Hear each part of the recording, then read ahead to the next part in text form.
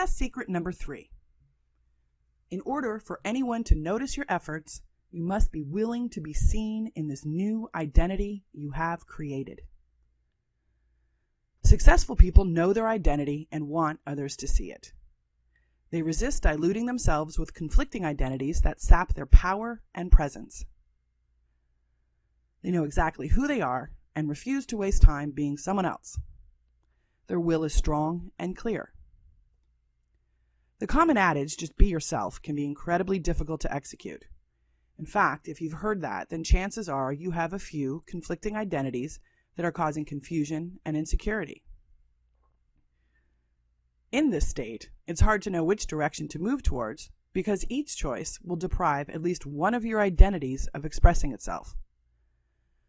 So no matter what, you risk betraying yourself and causing yourself pain or guilt. This results in impotence and powerlessness, and most importantly, dilutes your willpower. This is true regardless of whether or not your identities are positive or negative.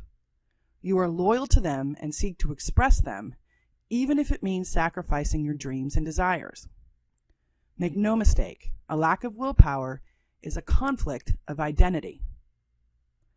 To be clear, identity is not your role. A common mistake is to confuse the two. A role is defined by something outside of you. It can be a job description, a social or familial designation, like father, mother, son, daughter, or it can be student, religious adherent, and the list goes on. In fact, these are the biggest roles we play, but they are not our identities. Our roles have externally imposed expectations and obligations that we satisfy in order to get along with others, to be liked, or maybe get a paycheck. A key difference between identity and roles is roles classify you and lump you together with a bunch of other people who play the same role, like employee, mother, son, etc. An identity is entirely unique, dynamic, and changing in its expression. There is safety in numbers, sameness, definition, and acceptance. We are raised and are wired to seek safety. It is a necessary component of a healthy human being. In order to be safe, we accept the mandates of the roles we play and assume those mandates define our identities. When our totally unique identity pops up and wants expression, if it violates the norms of our roles, we will label that identity as bad, and as a consequence, refuse to be seen as that unique identity. We can know this is happening because we will suffer guilt every time we try to use our will to express our new identity. In a tragic twist, we assume we are impotent and powerless. In other words, that we have no willpower. Enough of this, and you will end up in an identity crisis. For these reasons, if you have a unique message, desire, perspective, or goal, and define your identity by the roles you play, it will be very difficult to stand up and be seen in this new identity that you have created. Let's explore a simple illustration. Imagine you are a housewife with kids, and within your role are the notions. Number 1, housewives are passive. Number 2, housewives earn little.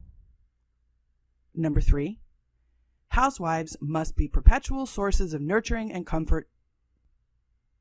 Now that the kids are out of school, you have more free time on your hands. You decide you want to dust off your business degree, put it to some use, and build a business. If you have defined your identity by your role, the effort, earning potential, and time it takes to build a business will conflict with your existing identity as a housewife. And you will experience guilt, a dilution of willpower, every time you try to be seen in the new identity as entrepreneur. So what is the solution? The solution is to stop identifying yourself by your roles, especially the roles you were lousy at performing. Instead, start identifying yourself by your qualities. I bet your qualities are something like this: brilliant, unique, magnificent, creative, great, loving, lovable, bold, visionary, insightful, heart-centered, caring, and the list goes on and on. Once you are clear that such qualities are your identity, you will want to be seen as that identity, and your will be powerful. Your roles will be vehicles for your identity to express. Then everyone will notice your efforts. So your next step is to find the identity tapping audio attached to this lesson and tap along. Again, it's only about 5 minutes. And if you need to redo it, that's fine, go ahead. You can use the success tracker to go a little bit deeper into any issues that might come up and gain clarity. And last but not least, remember the Facebook group. It's great to be able to talk to others about it. I will jump in and I cannot wait to meet you.